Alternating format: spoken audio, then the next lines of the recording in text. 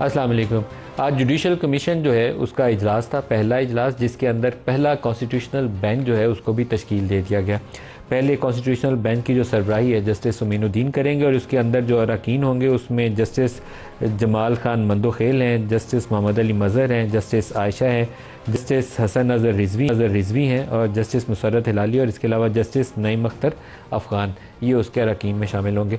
आम तौर पर तो ये थी कि जो 3 सीनियर मोस्ट जजेज़ हैं जो इस जुडिशल कमीशन का हिस्सा भी हैं, justice Yahya Afridi chief justice of Pakistan और फिर 2 सीनियर मोस्ट जजेज़ जस्टिस मंसूर और जस्टिस मुनीब, इन तीनों में से कोई एक कॉन्स्टिट्यूशनल बेंच को हेड करेगा। एटलीस्ट कल रात तक की जो एक्सपेक्टेशन थी पाकिस्तान के बहुत सारे वकला की भी और बार काउंसिल्स की, वो यही थी कि इन तीनों में से किसी एक ने कॉन्स्टिट्यूशनल बेंच को हेड करना है। तो उसके बाद जुडिशल कमीशन की कंपोजिशन क्या बनेगी, इसके ऊपर बात हो रही थी।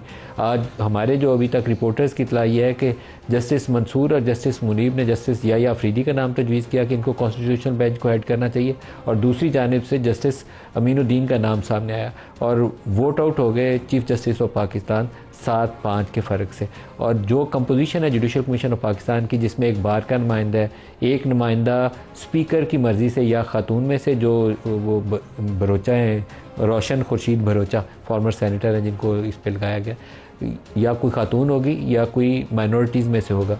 तो इस कंपोजिशन के अंदर कभी भी मेरा नहीं ख्याल है कि कोई भी कॉन्स्टिट्यूशनल बेंच सुप्रीम कोर्ट के जजों की मर्ज़ी से बनेगा। इसीलिए यहाँ वो सवाल उठता है कि क्या ये वो कॉन्फ्लिक्ट ऑफ इंटरेस्ट वाला मामला नहीं है कि हुकूमत बैठ के बेंच का तयन करेगी जिसमें हुकूमत ख़ुद जाके एक कोई पिटीशन फाइल कर रही होगी या दरख्वास्त दे रही होगी या उसमें फ़रीक होगी कि ये केस लगना है, तो उसका बेंच वो खुद बनाएंगे, जजों का तयन खुद करेंगे। ये एक मामला ऐसा है जिसके ऊपर तकरीबन सारे वकला ये कहते हैं कि इसके ऊपर सुप्रीम कोर्ट को रिविज़िट करना पड़ेगा 26वें आईनी तरमीम को और इसका जायज़ा लेके बताना पड़ेगा कि कौन से ऐसे हिस्से हैं जो इन कॉन्फ्लिक्ट आता है उनका इंडिपेंडेंस ऑफ जुडिशरी के हवाले से। लेकिन 26वीं आईनी तरमीम के हवाले से जो आज की सबसे बड़ी खबर होनी चाहिए वो तो ये है कि एक इजलास हुआ जो प्रैक्टिस एंड प्रोसीजर्स एक्ट के तहत 3 रुकनी कमेटी की दरख्वास्त की कि 26वीं आईनी तरमीम का केस लगाया जाए। जस्टिस मंसूर और जस्टिस मुनीब ने वो फ़ैसला ना हो सका कि फुल कोर्ट के सामने केस कब लगाना है, उसके ऊपर उन्होंने ख़त लिखा। उसके बाद वो अपने चैम्बर में मिले और चैम्बर में मिलने के बाद दोबारा उन्होंने ख़त लिखा कि इसी हफ्ते वो केस लगाया जाए और उसकी प्रोसीडिंग जो है प्रैक्टिस एंड प्रोसीजर्स कमेटी के इजलास की, वो उन्होंने ये भी दरख्वास्त की कि इसको सुप्रीम कोर्ट की वेबसाइट के ऊपर शाया किया जाए। तो एक तरफ आज ये ख़बर है कि जस्टिस याहिया को उन दोनों ने नॉमिनेट किया और उसकी बजाय जस्टिस उमीनुद्दीन बन गए, और दूसरी खबर यह है कि वो ये चाहते हैं कि 26वीं आईनी तरमीम का केस फुल कोर्ट के सामने इसी हफ्ते लगाया जाए ताकि इन मुतनाज़ा इशूज़ को एड्रेस किया जा सके, और वो केस अभी तक लगा नहीं है। तो मामलात में सब अच्छे की खबर नहीं है। जस्टिस उमीनुद्दीन को पाकिस्तान मुस्लिम लीग नवाज़ या रूलिंग ग्रुप कह लें, जो रूलिंग कोलिशन है, उसकी ख्वाहिश अगर देखें तो जस्टिस उमीनुद्दीन के नाम के साथ पहले दिन से जुड़े हुए थे। वो एक परवीन चाकर का शेर है कि इस शर्त पे खेलूँगी पिया प्यार की बाजी, जीतूँ तो तुझे पाऊँ, हारूँ तो पिया तेरी। तो उन्होंने खेली बाजी सारी इस चक्कर में थी कि पहले 3 जज जो हैं वो कॉन्स्टिट्यूशनल बेंच में उनमें से तो आई ना, हारो या जीत हो, हर सूरत में उनका ख्वाहिश जो थी PMLN की और पाकिस्तान पीपल्स पार्टी की, वो यही थी कि हमने लगाना ही जस्टिस उमीनुद्दीन को है कॉन्स्टिट्यूशनल बेंचेस में।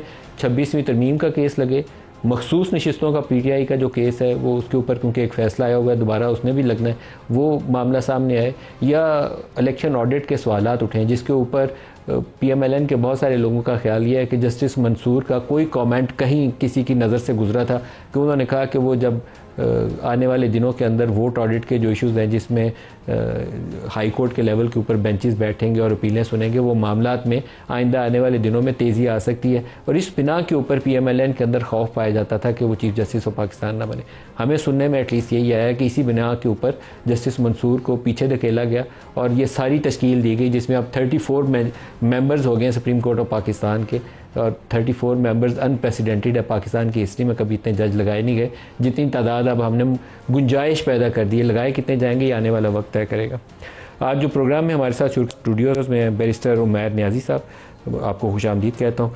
बैरिस्टर सलाउद्दीन साहब हमारे साथ हैं कराची से। बैरिस्टर सलाउद्दीन साहब आपको भी खुशामदीद कहता हूँ, और हम एक्सपेक्ट कर रहे हैं कि PMLN से बैरिस्टर दानियाल साहब हमें शॉर्टली ज्वाइन कर लेंगे।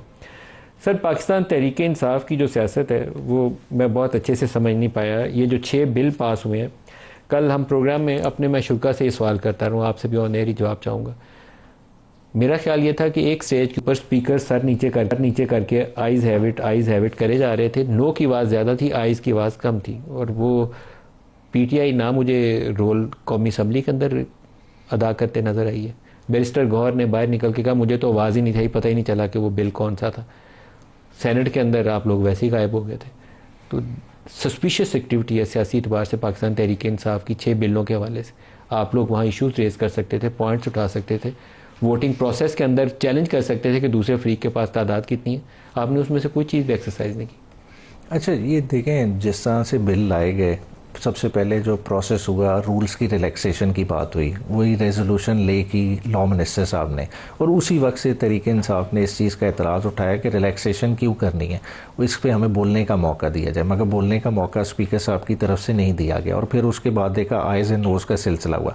फिर जब बिल एक करके एक टेबल होना शुरू हुए, तो जब पहला आया प्रैक्टिस एंड प्रोसीजर वाला, तो उस वक्त भी एतराज़ किया गया कि बोलने दिया जाए, जिस पर आपने देखा होगा स्पीकर साहब ने कहा नहीं, पहले आप उनको सुने, तो फिर मैं आपको। बैरिस्टर गौहर को ये पता ही नहीं चला कि बिल कौन सा था। नहीं, बिल का देखें, अंदर पार्लिमानी पार्टी की मीटिंग हुई, बिल का पता था कि जी जो आ रहे हैं, उस वक्त तक तो सबको पता था, रिपोर्टर्स को भी पता था, वो पता था, हमारी खबरें फाइल हो गई थी, चीजें डिसाइड हुई थी कि हमने बिटरली इस चीज को अपोज करना है। उमर अयूब साहब ने बाकायदा उस पर एंड में तकरीर भी की। डबल प्ले किया फिर बैरिस्टर गौहर ने, आपके कुछ लोगों ने। नहीं, देखें, उधर जो बेसिकली एहतजाज था, देखें, उसके अलावा हल नहीं था, फ्लोर तो दिया ही नहीं जा रहा था ना। कोशिश पूरी की कि किसी तरह से हमारा मौके ऑन रिकॉर्ड है। दरखास्त कर सकते थे स्पीकर साहब को। गिनती की दरखास्त अगर आप देखें, वीडियो अगर फुटेजेस निकाल लें जो उनकी ऑफिशियल वेबसाइट पे होंगी, जिस वक्त रूल रिलैक्सेशन की बात हुई या शुरू में अमेंडमेंट सारी ले होनी शुरू हुई, उसमें हर जगह पे कोरम जो बेसिकली था कि जी काउंट कराया जाए, वो की गई दरखास्त, मगर स्पीकर साहब ने उस तक कान नहीं धरा। खप डालने के ऊपर ही जोर था, और किसी बात के ऊपर बहुत लाउड एंड क्लियर की गई। फिर बल्कि हमारे चीफ व्हिप साहब दरखास्त जब करते तो कैसे ना होता, दरखास्त करते तो स्पीकर को करना था, लेकिन उस वक्त तो खप डालना जोर ज्यादा था। नहीं, मगर ओवरऑल देखें, आउट नंबर तो थे। देखें, अब हम जितनी इब्तदाई तौर पर पीपल्स पार्टी वाले पूरे तरीके से प्रेजेंट थे। फिर उसके बाद क्योंकि बिलावल गैर मौजूदगी थी, बिलावल ने 26वीं आईनी तरमीम में एक रोल अदा किया है, और वो अब नाखुश है कि उसको जवाब में कुछ मिला नहीं है।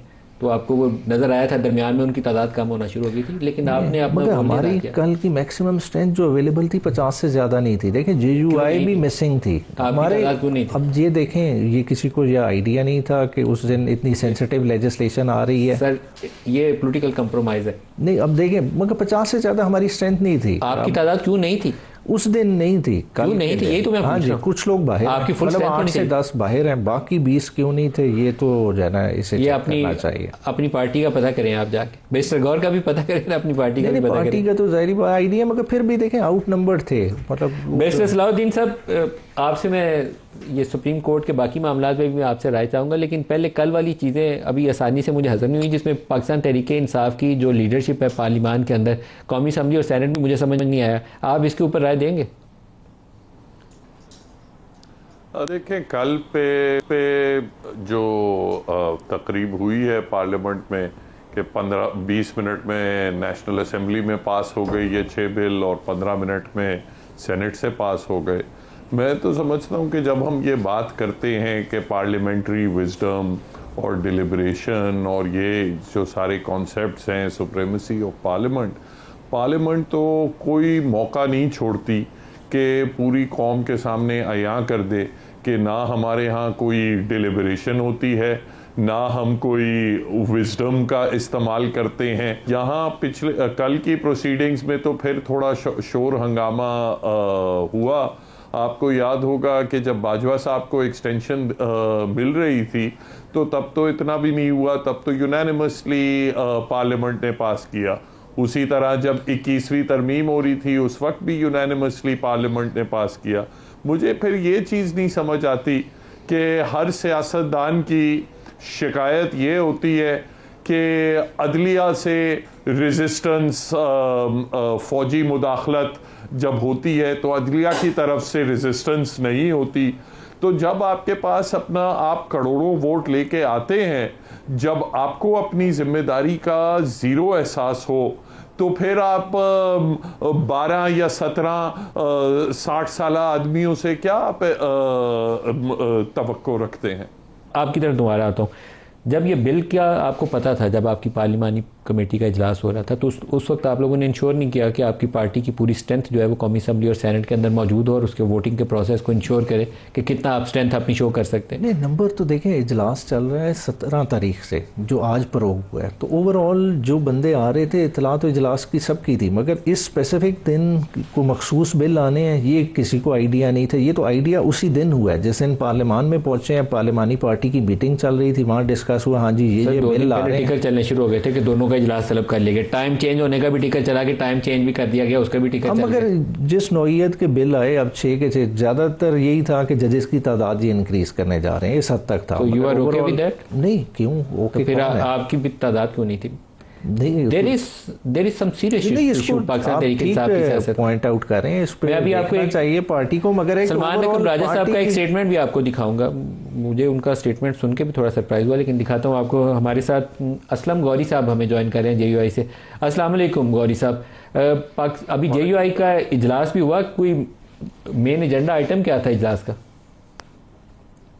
पीटीआई वालों के साथ मीटिंग है कि हुकूमत के इस रवैये पे इंतहाई हमें अफसोस हुआ कि जो चीजें हमसे तय थी, जो कमिटमेंट हुई 26वीं आईनी तरमीम के दौरान, जो चीजें रिमूव की गई, अब उन्हीं चीजों को नई शक्ल दे के वो ला रहे हैं। तो इस पे हमें थोड़ी तशवीश भी हुई है, और हम तो ये समझते हैं कि इससे ना सिर्फ हमसे कमिटमेंट, इनकी मिस कमिटमेंट हुई है, बल्कि ये तो पार्लियामेंट की भी तौहीन है और आइन के साथ। कौन सी ऐसी चीजें हैं जो 26वीं तरमीम में आपसे वादा किया गया था और वादा खिलाफी हुई है? ऐसा यही जो इस वक्त आर्मी एक्ट में तरमीम है और इस तरह की दूसरी चीजें हैं, ये 26वीं तरमीम में शामिल थी सारी चीजें। तो आपकी कल कौमी असम्बली के अंदर 8 अरकान में से आई थिंक 3 मौजूद थे, बाकी तो थे ही नहीं। क्यों नहीं थे? सेनेट में भी आपकी कुछ ऐसी किसी को पता ही नहीं था, हजूर, किसी को पता ही नहीं था कि ये आ रही है, ये किसी को पता ही नहीं था। खुद मौलाना साहब यहाँ मौजूद थे, हम तो बैठे प्रेस कॉन्फ्रेंस कर रहे थे, हम तो आर्मी एक्ट पे बात कर रहे थे और पता लगा वहां तो कुछ और आ गया। लेकिन मौलाना साहब ने इसको आउटराइटली रिजेक्ट नहीं किया। मौलाना साहब ने, उन्होंने कहा कि जाती तौर पर वो पसंद नहीं करते, लेकिन उन्होंने कहा कि ये इंतजामी फैसला है, इसके ऊपर वो ज्यादा बात नहीं करेंगे। नहीं, इसमें ऐसी बात नहीं है। बात यह है कि देखें, हमने बाजवा साहब की मुखालफत की थी, असेंबली में वोट नहीं दिया था, हमारा आज भी मौकफ बहसियत पार्टी वही है। कल मौलाना साहब ने इसको रिजेक्ट तो नहीं किया? नहीं, रिजेक्ट तो नहीं, रिजेक्ट तो हम भी अब भी नहीं कर रहे। हम ये कहते हैं कि ये जो चीफ साहब की बढ़ाई गई है, ये अगर हुकूमती जरूरत है तो हुकूमत इंतजामी जरूरत समझती है, लेकिन हम इसके जाती तौर पर जमात भी मुखालिफ है और हमारा मौकफ भी इसके खिलाफ, और हमने कल वोट भी दिया, इसका अपोज भी किया। तो हम नहीं समझते कि ये मुनासिब था, लेकिन अब उन्होंने, चूंकि उनकी अक्सरियत है, उसके ब्याह पे उन्होंने किया है, तो वहाँ 2/3 अक्सरियत थी, वहाँ हमारा वोट चाहिए था, वहाँ सूरत और थी, यहाँ सूरत डिफरेंट है, आप भी समझते हैं। तो आपके ज़हन में क्या हिकमत अमली क्या है जनाब आपकी? इनको हम इंशाल्लाह इस पे देंगे, हम मीटिंग्स करेंगे। मौलाना साहब एक इमरजेंसी पहले से तयशुदा प्रोग्राम है उनका, 1 हफ्ते के लिए उम्रा और बाहर जा रहे हैं, मुल्क से बाहर, तो उनके आने तक इंशाल्लाह अब सारे PTI वाले भी आ जाए थे। असद कैसर साहब थे, फैसल चौधरी साहब थे, और फैसल चौधरी साहब पैगाम लाए थे बानी PTI का, और एक तो उन्होंने कहा कि कुछ गलतफहमियाँ पैदा हो रही हैं और आपने जो 26वीं तरमीम पे किरदार अदा किया, आप उसके शुक्रगुजार हैं, और मेरी तरफ से जो गलतफहमियाँ हैं वो नहीं होनी चाहिए। और दूसरा उसने कहा कि हम इसको आगे लेके मिलके आपस में चलना चाहते हैं, तो उस पर बातचीत हुई, हमारी कमेटी बनी हुई है, हम इसके इंशाल्लाह इजलासात करेंगे और ये सोचें मुश्तरका तौर पे आगे हिकमत अमली बनाएंगे कैसे इसको लेके आगे बढ़ाएं। गौरी साहब बहुत शुक्रिया, आपने हमें ज्वाइन किया। एक स्टेटमेंट है सलमान की, अभी भी हमारे गौरी साहब ने यही बात की, मौलाना साहब पहले इसके ऊपर कह चुके हैं कि वो इंतजामी मामला है, उसको वो अपोज या चैलेंज नहीं करेंगे। PTI की जानिब से भी अगर ऐसा ही बयान आए तो वो इस पोजीशन को या इस प्रोसेस को काफ़ी ज़्यादा लीगलाइज कर देता है। दिखाइएगा सलमान अकरम राजा साहब ने क्या कहा इसके ऊपर। सर्विसेज के चीफ हैं, उनकी मुद्दत में 3 से बढ़ाकर 5 साल का वक्त मुकर्रर किया गया। मैं समझता हूं ये सर्विसेज का, हमारी अफवाज का एक तरह से अंदरूनी मामला है, लेकिन मैं ये समझता हूं राय ली जानी चाहिए थी। बहरहाल ये एक वाकया है जो हो गया, हम इसके साथ आगे बढ़ेंगे। तो मैं आपको काफ़ी महफूज तरीके से ये कह सकता हूँ कि तमाम सियासी जमातें, ख्वाह वो PTI हो ख्वाह वो JUI हो, उनमें से किसी को भी इस प्रोसेस के ऊपर इतराज़ नहीं था। वो सामने किसी ने अगर शोर शराबा किया भी है तो बैरिस्टर गौर ने कह दिया मुझे पता ही नहीं था, कहानी मुका दी उन्होंने। तो ये इट वाज नॉट रियल, उनको पता था कि बिल के अंदर क्या है, लेकिन वहाँ पर शो ऑफ कुछ और किया गया। अब ये बयानात उसकी तस्दीक के लिए आपके सामने दानियाल चौधरी साहब हमें ज्वाइन कर चुके हैं। दानियाल साहब, आप इस बिल के ऊपर अगर बहस करवा लेते ये सुप्रीम कोर्ट वाले आर्मी एक्ट के ऊपर, तो फिर क्या मज़ायका था कि हफ्ता इसके ऊपर डिबेट हो जाती? देखिए जी, एक तो thank you for having me on the show. और हमने तो बहुत कोशिश की, आप देखें अगर स्पीकर साहब की शायद हफ्ता ना कराते, लेकिन हमें ये था कि एटलीस्ट 2 दिन इसके ऊपर डिबेट होगी। और हमारे बल्कि जो टूर्स थे, चीज़ें थी, वो पोस्टपोन इसलिए हुई कि हमें 2 दिन आइडिया था या 3 दिन, एटलीस्ट 2 दिन इनके ऊपर बहस होगी, तकरीरें होंगी और फिर उसके बाद इसको पास कराया जाएगा।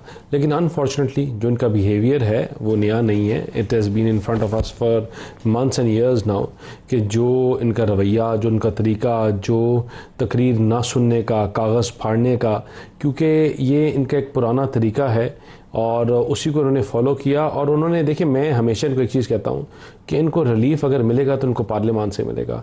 ये इनको लेट समझ आएगा या जल्दी समझ आएगा, लेकिन इनको समझ आ जाएगा।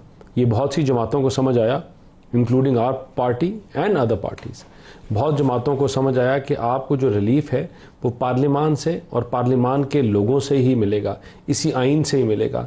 जब तक ये साथ बैठकर चीज़ों के ऊपर मशावरत के साथ चीज़ों को आगे नहीं चलाएंगे तो इनको कोई रिलीफ नहीं मिलेगा, और मैं इनके साथ कोई बैठ के बात करने के लिए तैयार होगा। आप बताइए। अच्छा, पार्लियामान ने तो अपना स्टेटस कल वाजे कर दिया। देखिए, पार्लियामान पहले तो हम रबर स्टैम्प करते थे ना, अब वो इररेलेवेंट हो गई है स्कीम ऑफ थिंग्स में। आप माने ना माने, ठीक है, पहले हाइब्रिड निज़ाम कहते थे, अब हम उससे भी आगे चले गए। ठीक है, अब ये आपको कोई कोरियन पार्लियामेंट की तरह की कोई चीज़ नज़र आएगी। देखिए, अब जितनी इस बहस पार्लियामेंट में कर लें वो पब्लिक कंजम्पशन के लिए भी मेरे ख्याल से अब काबिल नहीं होगी, जितना हमने मेयार इस पार्लियामान का नीचे ले गए। क्योंकि जितनी लेजिस्लेशन हुई, कोई स्टैंडिंग कमेटी के थ्रू नहीं आई, मतलब बुलडोज सारे प्रोसेसेस हो गया, चलें कर लेते, मगर मकसद क्या हासिल किया? अदलिया को ताबे करना था। क्या हासिल हुआ? आपने मौलाना फजल रहमान साहब से 1 नहीं 2 धोखे किए। आपने उनसे वादा किया कि जी हम फेडरल कॉन्स्टिट्यूशनल कोर्ट नहीं बना रहे, आज आपने उसी सुप्रीम कोर्ट के अंदर 2 अदालतें बना दी हैं, प्रैक्टिकली 2 अदालतें बन गई हैं। जो कॉन्स्टिट्यूशनल साइड है उसके आपने आज हेड का इंतखाब बेंच का कर दिया, उसमें चीफ जस्टिस की कोई इन्वॉल्वमेंट नहीं है। मगर चीफ जस्टिस पाकिस्तान के कॉम्पोजिशन में जब प्रैक्टिस एंड प्रोसीजर के तहत वो बैठेंगे, वहाँ कॉन्स्टिट्यूशनल कोर्ट का हेड ज़रूर बैठेगा। तो आपने पूरी तरह से चीफ जस्टिस ऑफ पाकिस्तान को एक कॉन्स्टिट्यूशनल कोर्ट के हेड के ताबे कर दिया। तो इदारा तो आपने ख़त्म कर दिया जिसने एक बैलेंस मेंटेन रखना था। जब आप कंपोजिशन जुडिशल कमीशन की बना रहे थे तो उस वक्त आपको पता था कि इसमें 4 जज हैं, बाकी सियासी लोग हैं साथ, और एक उसमें वो कॉन्स्टिट्यूशनल बेंचेस वाला आ जाएगा। तो आपको तो इसमें कन्फ्यूजन कोई नहीं कि आप तो इस सारी प्रोसेस को होने दिया उस वक्त भी? आप भी नहीं होने कैसे दिया, हमने तो आईनी तरमीम की मुखालफत की। देखें, ओवरऑल एक बैलेंस तो जिससे आप पिन पॉइंट कर रहे हैं था ही नहीं। या तो होता ना कि जजेस की एक स्ट्रेंथ होती है और बाकी सियासतदानों की और बराबर स्ट्रेंथ होती, फिर हम कह सकते थे शायद किसी तरह का कोई बैलेंस होता है। इसे डे 1 से बैलेंस नहीं था। जिस तरह की मर्जी कॉम्पोजिशन कर लें, ये हमेशा बेंचेस बनेंगे, जो भी हुकूमत वक्त होगी उसकी मर्जी से। तो मर्जी का जज बैठा के दोबारा चलते हैं बैरिस्टर सलाउद्दीन साहब के पास। बैरिस्टर साहब, ये जो जुडिशल कमीशन का स्ट्रक्चर था इसमें भाम था ही नहीं कि उसमें सियासी लोगों की अक्सरियत है, तो बेंच वही बनेगा जिसको वो चाहेंगे। जब अपना केस लगने वाला होगा अपनी मर्जी का वो बेंच तश्कील दे लिया करेंगे। अभी भी जो बेंच है 60 रोज़ के लिए, ये फॉरएवर नहीं है, 60 रोज़ के लिए बना। तो जब नया केस कोई आएगा तो दोबारा अपनी मर्जी का वो बेंच बनाने के लिए दोबारा सरअंदाज होंगे उस प्रोसेस में। क्या ये सीधा सीधा कॉन्फ्लिक्ट ऑफ इंटरेस्ट के जुमरे में नहीं आता? बिल्कुल, ये बेसिकली तो आपने इस तरीके से जुडिशरी को तो ख़त्म कर दिया। जहाँ तक कोई भी चैलेंज जो हुकूमती इंटरेस्ट के ख़िलाफ़ हो, उन्होंने अभी जो प्रेस रिलीज़ में देख रहा था उसमें शायद ये 2 महीने के लिए मुकर्रर किया है इन अशख़ास को। जब अगर इनमें से कोई हुकूमत के ख़िलाफ़ फ़ैसला करेगा तो उनको भी हटा के कोई नया लगा दिया जाएगा। अब तो बैकअप में उन्होंने 34 भी रखे हुए हैं कि अगर इन 14-15 में से कोई ढंग का जज ना मिले तो हम नए लगा के उसको आईनी बेंच पे लगा देंगे।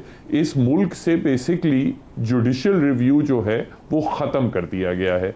और मैं समझता हूँ इसमें देखें जिम्मेदारी, मेरी राय में शो प्रोग्राम के शुरू में आपने बात की थी जो प्रैक्टिस एंड प्रोसीजर कमेटी के हवाले से जो ख़त था, मेरी राय में चीफ जस्टिस साहब के ऊपर लाजिम था कि जब प्रैक्टिस एंड प्रोसीजर कमेटी की मीटिंग हुई, जो कि जैसा कि आप जानते हैं कन्वीन या चीफ जस्टिस साहब कर सकते हैं या दूसरे 2 मेंबर भी कर सकते हैं, जब कमेटी की मीटिंग होल्ड हुई और कमेटी में अक्सरियती फैसला ये आया कि जो 26वीं तरमीम के ख़िलाफ़ आइनी दरख्वास्तें हैं उनको 4 तारीख को लगाना चाहिए फुल कोर्ट के सामने, तो मैं समझता हूं कि ये चीफ जस्टिस साहब की जिम्मेदारी थी कि वो केसेस को वहां लगाते।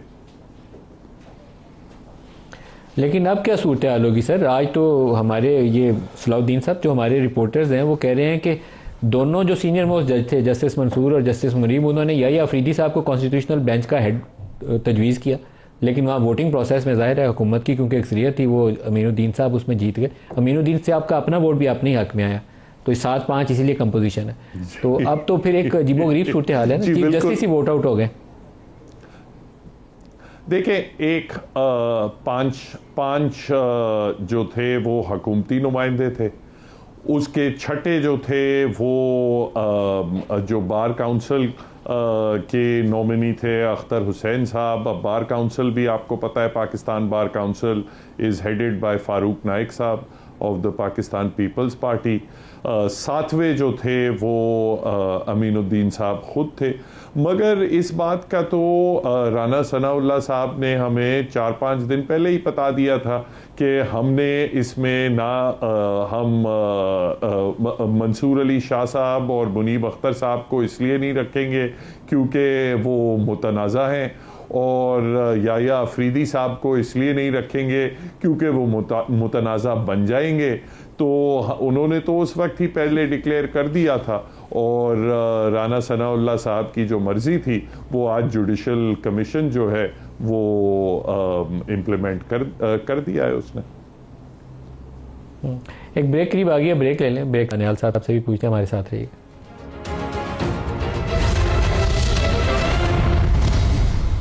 प्रोग्राम में दोबारा खुशामदीद कहते हैं। दानियाल चौधरी साहब, बाज़ चीज़ें ऐसी हैं जिसमें लॉन्ग टर्म में सोचना चाहिए।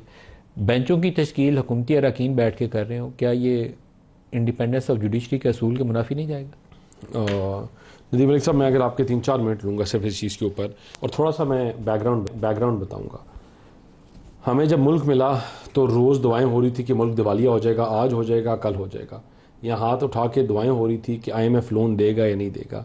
हम उस पॉइंट पे ले गए आए कि जहाँ लोग ये कह रहे थे कि मुल्क दिवालिया हो गया है, हुकूमत अनाउंस नहीं कर रही, इंटरम सेटअप अनाउंस नहीं कर रहा, और उसके बाद हम वहाँ आ गए हैं जहाँ आज पाकिस्तान स्टेबिलिटी की तरफ है। डॉलर 250, कभी 230, कभी 240, कभी 260 छलांगे मारता था 20-20 रुपए की। स्टेबिलिटी लाने के लिए, हुकूमत की स्टेबिलिटी लाने के लिए हुकूमत का जो रोल है इन ऑल प्रोस्पेक्टिव्स वो बड़ा ज़रूरी है। देखिए, आज पाकिस्तान में 2 सोचें हैं। एक सोच है जलाओ घिराओ आग लगाने की, और एक पाकिस्तान को आगे लेके जाने की। जब भी इदारों में ऐसे डिसीजंस आएंगे कि आईनी जो फैसले हैं या आईनी केसेस हैं वो सिविल के लोग सुन रहे हों, या आपके आईनी चीज़ें जो हैं वो फौजदारी के लोग सुन रहे हों, तो आपके ऐसे डिसीजंस आएंगे जिनसे अभाम पैदा होगा, और उस अभाम की वजह से हम 3 साल अभामों में फंसे रहे। पाकिस्तान के not afford that. Sir, PTI के दौरे हुकूमत में आप लोगों की सियासत और मरियम नवाज के नारे अगर आपको याद हो तो बेंच फिक्सिंग के इल्जामात बड़े संगीन नौयत के बंदियाल साहब और बाकी जजेस के ऊपर लगते थे। बेंच फिक्सिंग मरियम जलसों में कहती थी, ठीक है बेंच फिक्सिंग। तो अब बेंच तो आप खुद फिक्स कर रहे होंगे बैठ के। कोई बेंच फिक्स नहीं कर रहे, हम एक लाइन दे रहे हैं, और वो लाइन ये है कि पाकिस्तान को आगे जाना है। आप कैसे कर सकते हैं कि आप बैठ के बेंच तश्कील दें जहां आपका केस लगना? कोई नहीं, ये फैसला पार्लियामान ने किया है, ये मैंने और आपने नहीं किया। पार्लियामान अदलिया की मुनाफी के खिलाफ कोई फैसला नहीं कर सकता। देखिए, आप कोई किसी के मुनाफी कोई नहीं किया।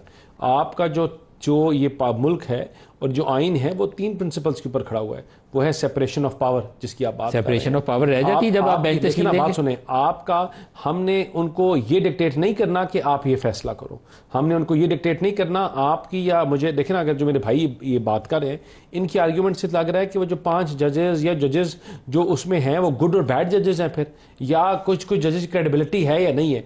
हमने उन लोगों को गुड और बैड तो आज आपने फैसला खुद किया ना, क्योंकि आपने चीफ जस्टिस ऑफ पाकिस्तान के खिलाफ वोट किया। कभी बिल्कुल भी नहीं। हमारी एक सोच है, और वो सोच है कि पाकिस्तान को आगे लेके जाना। या अफरीदी साहब को आप बना देते ना, या अफरीदी साहब हो, या अफरीदी साहब को तो मतलब हो या कोई और हो। आज से एक दिन पहले कह रहे थे कि अफरीदी साहब को हम लेके इसलिए आए हैं कि हम इनको इनका इलाज कर सकें, अब कोई और बात करेंगे। देखें, हमारी सिर्फ एक सोच है, और वो ये है कि मुल्क को आगे लेके जाना है, स्टेबिलिटी की तरफ लेके जाना है। हम सेपरेशन ऑफ पावर, सुने, सेपरेशन ऑफ पावर मिनिस्टर और नुमाइंदों ने जस्टिस सुमीनुद्दीन साहब के लिए वोट किया ना, तो वो जस्टिस याहिया अफरीदी के लिए वोट कर देते कि उनको कॉन्स्टिट्यूशनल बेंच का हेड बना देते। देखिए ना, बात सुने, सेपरेशन ऑफ पावर, मेरे सवाल का जवाब मैं करता हूं। सेपरेशन ऑफ पावर का कॉन्सेप्ट वहां डीरेल होता है जहां हम उनको बताएं कि ये फैसले करो। ये वो लोग हैं जो एक प्रोसेस के थ्रू आए हैं, वो जस्टिस याहिया साहब हो, अफरीदी साहब हो, अमीन साहब हो या कोई और हो। जब कमेटी का कंसेंसस का फैसला है, वो फैसला उसी तरह वर्ड बाय वर्ड अमल दरामद। सर, याहिया साहब को आज वोट दे देते आपकी हुकूमत के लोग? सर, हमने हुकूमत नहीं देनी थी, ये तमाम जो उसके मेंबर्स थे, उनका ये फैसला था, और उनका ये फैसला विद तमाम की कंसेंसस के बाद वहां बैठ के करने के बाद आपस में करके ये जो भी है गाइडेंस लेके उसके बाद ये फैसला है। और ये फैसले आपको नजर आएंगे इंशाल्लाह, पाकिस्तान को बहरानों से निकालेंगे, मुल्क को आगे लेके जाएंगे, बेहतरी की तरफ लेके जाएंगे, जुडिशरी में इंडिपेंडेंस लेके आएंगे। ये फैसले जुडिशरी को मजबूत करेंगे, कमजोर नहीं करेंगे। बैरिस्टर साहब, जो दोबारा पीटीआई की सियासत के ऊपर सवाल करूंगा, इमरान खान के अलावा मुझे लगता है कि बाकी पीटीआई अब और तरह की सियासत करेगी और इमरान खान जेल में रहेंगे। अच्छा, नहीं, बाकी बंदे आपके छूट जाएंगे, जो रह गए हैं वो भी छूट जाएंगे केसों वेसों में। पिछले 4-5 दिन से जो ट्रेंड चल रहा है, which is a good positive sign by the way, जो लोगों को पंजोथा है या बाकी लोग गायब करके अंदर बंद किए हुए थे, उनको सारों को छूटना चाहिए, डॉक्टर यास्मीन को छूटना चाहिए। मेरा ख्याल है वो ट्रेंड आगे चलेगा, माइनस इमरान अंदर रहेंगे। 9 मई के केसेस का आपने देख लिया, अभी तक कोई केस अपनी जिस तरह से हुकूमत ने बयान किया था वो अपने लॉजिकल एंड पे नहीं पहुंचा। आपने क्या किया, 2-2.5 साल से लोग ही बंद रखे ना, 2 साल से। यास्मीन राशिद कैंसर सर्वाइवर, अब अगर वो 2 साल बाद अगर बाहर आ जाती है तो वो क्या वो डील है? आना चाहिए उसे, देखें आना चाहिए उसे, तो बहुत पहले आना चाहिए। इमरान अंदर रहेगा, बाकी लोग आ जाएंगे। नहीं, इमरान खान साहब भी बाहर आएंगे। देखें, आपको जो वक्ती अगर किसी के बयान की वजह से कोई फील हो रहा हो कि पीटीआई की तरफ से लचक है, किसी सूरत कोई लचक नहीं है। पीटीआई ने सियासत की है जो अभी रिसेंट 4-5-7 रोज के अंदर, और ये बिल पास करवाने के अंदर जो आप लोगों का किरदार है। देखें, जो भी बिल हो, चाहे वो आर्मी एक्ट में तरमीम हो या प्रैक्टिस एंड प्रोसीजर में हो, सबके पीटीआई खिलाफ है। खान साहब का ऑलरेडी बयान एक्सटेंशंस के बारे में सारी चीजें ऑन रिकॉर्ड है। बयान छोड़े उनके, उन्होंने बाजवा साहब को एक्सटेंशन दी थी ना, बयानों की कोई हैसियत नहीं है। काम वो है जो आप वहाँ पे फ्लोर पे करते हैं। नहीं, फ्लोर पे देखें, फ्लोर पे किस तरह से किया, फ्लोर पे अपोज किया है पीटीआई ने। अब कोई कहे कि जी सिर्फ आपने और तो कुछ नहीं किया, और उसके अलावा क्या कर सकते हैं? छोड़ के चले गए। सेनेट का मुझे अब वो आइडिया नहीं, मैं तो नेशनल असेंबली का आपको बताऊं, नेशनल असेंबली का जो माहौल था, टूथ एंड नेल पीटीआई ने अपोज किया है। लोग हालांकि गुस्सा नहीं करना चाहिए था, बात तो जो है ना हाथापाई तक चली गई। हमारे वो जो साथी 5-6 रिपोर्टर जाते हैं अदालत के अंदर, 5 साल वाले डिसीजन को अपोज किया या इस पे खामोश है? नहीं, हमने अपोज किया। वो गौहर साहब का आपने बयान नहीं सुना? हाँ, गौहर साहब ने कहा कि मुझे पता ही नहीं चला, मैं सुन ही नहीं सका। हालांकि ये इनको बिलों का पहले से पता था, और पूरी इतला मौजूद थी, और वहां जाके शोर करके तो बाहर आ गए मजे से, लोगों को दिखाने के लिए, हमें पता ही नहीं चला। देखिए चीज़ों में देखें। अच्छा, दानियाल साहब से एक बात पूछ लूँ, जो 5-6 रिपोर्टर्स अंदर जाते हैं जी कोर्ट के अंदर, जब इमरान का केस वेस लगा होता है, हमें आज जो पहली दफ़ा इंडिकेशन ये मिली है कि प्रॉबेबली उनके कुछ स्पिरिट्स डाउन है इमरान के। तो पीटीआई के साथ आपने कोई पक्की यारी डाल ली है? बाहर वाली पीटीआई, एक तो पीटीआई ना जेल के अंदर, एक बाकी पीटीआई है जो। देखिए, हमारी बाहर वाली जो पीटीआई है, उनसे तो हमारी यारी जो है वो काफ़ी अरसे से चल रही है। हम उनको ये बार बार समझाते हैं कि यारी को और पक्का करो, और मुल्क के लिए और आइन के लिए इकट्ठे बैठो। जिनके कहने पे ये जलाओ गहराओ की बातें करते हो, पाकिस्तान की आवाम इस बोझ को लेने के लिए तैयार नहीं है। उठाने के लिए तैयार नहीं है, इनके हल्के के लोग तैयार नहीं हैं, इनके साथ चलने वाले लोग तैयार नहीं हैं। लोग रोज़ कॉल देकर पाकिस्तान को डीरेल करना, पाकिस्तान को बंद करने की कॉल के लिए पाकिस्तानी अवाम अब तैयार नहीं है। ये लोग जब तक सैनिटी प्रिवेल तब करेगी और तब तक चीज़ें बेहतर नहीं होंगी जब तक ये रियलाइज़ करेंगे कि यारी हमने पार्लियामान के साथ ही लगानी है, यारी हमने आइन के साथ ही लगानी है, और उसी तरह ही उसी तरीके से कोई रोला नहीं है, ये मुफादात की गेम है। आइन वाइन आप सिर्फ लोगों को नाम के लिए इस्तेमाल करते हैं। सलाउद्दीन साहब, आपको लगता नहीं है ये जो इमरान की ओवरऑल, अगर मैं सियासत की बात करूं, थोड़ा पॉलिटिकल साइड आ जाएगी, लेकिन आपसे इसके ऊपर राय पूछ लूं, एक कंप्रोमाइज पोजीशन मुझे लगता है इस वक्त पीटीआई की, जो इमरान की ओवरऑल पॉलिटिकल स्टैंस था उनका पिछले 2-2.5 सालों से, वो बहुत शोर शराबा था, सड़कों के ऊपर सियासत थी, मुझे लगता है उसको भी काफ़ी हद तक नुकसान पहुंच चुका है इस सारे प्रोसेस के अंदर।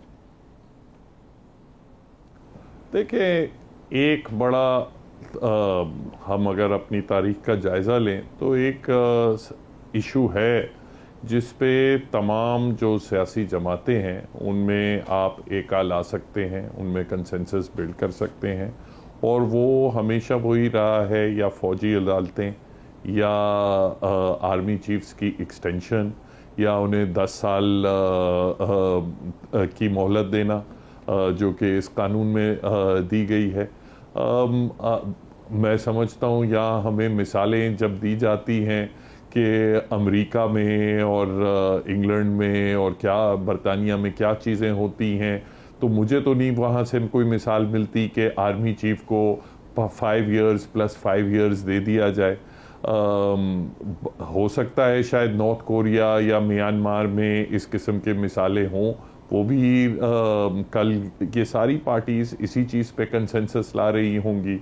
कल ये भी शायद कह सकती हैं कि चार्टर ऑफ डेमोक्रेसी का असल तकाजा यही था कि मुल्क की सालमियत के लिए ये कदम ज़रूरी था।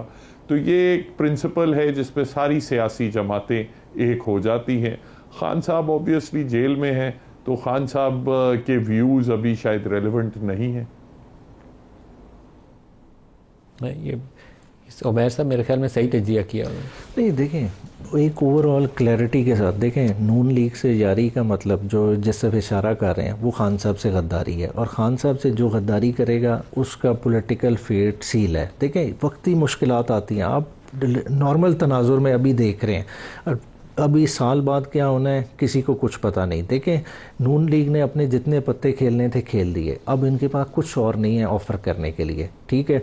अभी जो होने जा रहा है आपके इसी हाउस के अंदर म्यूजिकल चेयर स्टार्ट होगी, आपके जितने एग्जेक्टिव हैं, प्राइम मिनिस्टर, ये सारी चीज़ें तब्दील होनी है। तो आप बहुत जल्दी प्राइम मिनिस्टर तब्दील होना होगा, आप देखिएगा। वो जो बिलावल खफा हो गया उस वजह से तब्दील हो जाएगा, बड़ी मुश्किल बात है। अब इन्होंने देने के लिए क्या है, देखें जो देना था ये दे चुके, जिस तरफ भी देना था। देखें 8 फरवरी का इलेक्शन की चोरी छुपानी थी ना, उसकी इन्होंने प्राइस पे की, और इन्होंने बहुत हैवी पॉलिटिकल प्राइस पे की। ये माने ना माने, जो ये आज डेंट डाल के जा रहे हैं ये ज़र्ब कर रही है, और जो अदलिया पे इन्होंने डाली है, ये देखें ये जनरेशन्स में ये चीज़ें जाके ऑफसेट होती है। देखें एक अदलिया की मूवमेंट चली थी, चाहे उससे हम एग्री करें ना करें कि उसके नताइज पूरे मिले ना मिले, मगर एक इंडिपेंडेंस का निज़ाम क्या नहीं, ये ज़हन में रखिएगा, जैसा मगर एक निज़ाम में अदल कुछ ना कुछ हद तक चल पड़ा था। आज जिधर हम लेके जा रहे हैं, आज हम अपनी अदलिया को तो बंद गली में लेके जा रहे हैं, मगर पाकिस्तान के ओवरऑल माहौल इतना घुटन वाला बन जाएगा कि आपके जितने शऊर वाले लोग, सोचने वाले लोग, उनके लिए रहना मुश्किल हो जाएगा। सर ये जो सुप्रीम कोर्ट के सामने जजों के ख़त हमारे सामने आए हैं, जस्टिस मंसूर का, जस्टिस मुनीब का, वो प्रैक्टिस एंड प्रोसीजर के हवाले से कि 26 आदमी तरमीम का केस लगाया जाए, दोनों खतूत हमारे सामने है कि 4 को लगना चाहिए, फिर नहीं लगा, उसके ऊपर भी दोबारा खत उन्होंने लिखा, वो भी सामने आ चुका है। ये आपको लगता नहीं है सुप्रीम कोर्ट के इंटरनल जो डिवीजन है इट इज़ वेरी डैमेजिंग? देखें फिर अगेन ये जुडिशरी का भी एक हुस्न है जहाँ उनके डिफरेंसेस होते हैं और डिफरेंट पॉइंट ऑफ व्यूज़ होते हैं, लेकिन वो किसी स्पेसिफिक चीज़ सेंट्रिक नहीं होते। कोई इस तरह की चीज़ नहीं है कि जिससे कोई उसका एक्सटर्नल कोई डैमेज होगा, उनकी डिसीजंस के ऊपर अफेक्ट नहीं करेगा, किसी और चीज़ के ऊपर नहीं करेगा। तो वो जहाँ तक उनके इंटरनल हैं उन्हीं तक ही बात रहेगी। और आई थिंक ये डिफरेंसेस भी जो हैं इन तमाम लेजिस्लेशंस के बाद चीज़ें जो क्लियर होती जा रही हैं। देखिए जब आपके डिफरेंसेस आते ही तब है जब आवाम हो, और जब अभाम ना रहे तो चीज़ें, ये डिफरेंसेस ऑटोमेटिकली ख़त्म हो जाते हैं। तो मुझे लगता है कि अब इन आइनी बेंचेस के बनने के बाद, चीफ जस्टिस बनने के बाद, इन तमाम चीज़ें बनने के बाद अब चीज़ें डस्ट सेटल डाउन होगी और डस्ट जो अभी इन्होंने कहा कि ये म्यूजिकल चेयर लगनी है, प्राइम मिनिस्टर की नौकरी भी खतरे में है, बिलावल क्यों नाराज़ है? बिलावल को कहा जाता है कि 26वीं आइनी तरमीम पास करवाने के लिए बिलावल को एक रोल दिया गया था और वादा ये था कि आपको कुछ मिलेगा, वो कुछ मिला नहीं। मैं आपको एक चीज़ की एक दफ़ा दोबारा मैं रिपीट कर दूं कि हमें ये मुल्क अंधेरों में मिला तो हमने इसकी तारीखियाँ ख़त्म की, हमें दहशतगर्दी के बहरान में मिला तो हमने दहशतगर्दी का हल निकाला। वो कराची ऑपरेशन हो, वो वाना हो, वो सवात हो, हमने हुकूमत में, हमारी हुकूमत में ये तमाम चीज़ें हुई। वो आपने जो तारीखियाँ ख़त्म की है ना, उसी का सर्कुलर डेट हम पे कर रहे हैं। सर, पाकिस्तान का जो इंफ्रास्ट्रक्चर की बात की जाए तो इस मुल्क में जब इंफ्रास्ट्रक्चर की बात आई, जब तामीर और तरक्की की बात आई तो हमारा नाम सबसे ज़्यादा। सर, कैपेसिटी पेमेंट्स आपकी वजह से नहीं, कैपेसिटी पेमेंट्स हमारी तरफ से नहीं, आपकी वजह से। हमने आपको एक डायरेक्शन दी थी और हमने आपसे कहा था कि आप ये फॉलो करेंगे तो आपकी कैपेसिटी पेमेंट्स खत्म होंगी। सीपैक वो डायरेक्शन थी। हमने कहा था कारखाने लगेंगे तो बिजली, महंगी बिजली जाएगी, इस्तेमाल होगी तो आपकी कैपेसिटी चीजें खत्म होंगी। एक सेकंड, लेकिन हमें उठा के बाहर फेंक दिया गया। उसके बाद हम जो हैं अपनी मर्जी से नहीं आए, हम जब इलेक्शन जीते, सुने, तो हमने सबसे पहली चीज क्या कही कि अगर कोई और पार्टी अपनी जमात और अपनी हुकूमत को अपना वज़ीर-ए-आज़म बनाना चाहती है तो they can go make it, but no one was daring to do it, क्योंकि सबको पता था कि हमसे जो पिछली गवर्नमेंट थी वो घुटनों के बल गिर गई थी 4 साल में, बिलावल का जवाब खड़े होने के लिए तैयार नहीं थी। और मैं उसी पे आ रहा हूं, और हमें ये टफ टाइम पे हमने हुकूमत ली, चीज़ों को बेहतर किया, बेहतरी की तरफ लेकर गए। और आज भी हम यही कहते हैं कि पाकिस्तान को इन बहरानों से हमने ही निकाला है, अभी स्टेबल कर रहे हैं और इंशाल्लाह आगे भी हम लेकर जाएंगे। बिलावल साहब या कोई और जमात हो, वो हमारे साथ हैं या हम उनके साथ हैं, जो भी बैठा होगा पॉलिसी एक होगी कि मुल्क को आगे लेकर जाना है। Why Bilawal is unhappy? देखिए, उनके डिफरेंसेस हो सकते हैं, but I am not, it is 26वीं तरमीम का वो कहते हैं कि बहुत बड़ा वादा था, पूरा नहीं हुआ। इट इज बियॉन्ड माई पे स्केल। लेकिन मैं आपको एक चीज कह सकता हूँ कि जो उनके अगर कर रहे हैं ना, आई थिंक वो भी बिलावल के पे स्केल से ऊपर की है। वो नहीं, मुझे नहीं पता लगता कोई ज्यादा वो कुछ सीरियस मैटर है। बिलावल सीईओ बनना चाहे मुल्क का, चीफ एग्जीक्यूटिव, पार्लियामान है, इधर कुछ भी चलेगा, चल सकता है। देखें, कोई ऐसी चीज नहीं है।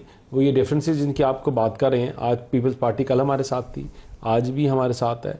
कोई अपने उनके डिफरेंसेस होंगे तो वो हल हो जाएंगे, लेकिन ऐसा कोई चीज़ नहीं है कि जिसके ऊपर कोई इतनी प्रेडिक्शंस और चीज़ें करने चाहिए। आपको ये डैमेज होगा, ख्वाहिश ही हो सकती है और कुछ नहीं हो सकता। डैमेज होगा आपको आने वाले दिनों में, क्योंकि दूसरी दफा बिलावल के साथ हाथ हुआ, टॉप पोजीशन का वादा करके फिर नहीं जी, उनके साथ कभी भी हाथ नहीं हुआ। उनको पहले भी हमेशा कहा गया था कि अगर वो लीड करना चाहते थे तब उनकी जमात तो वो लीड करती।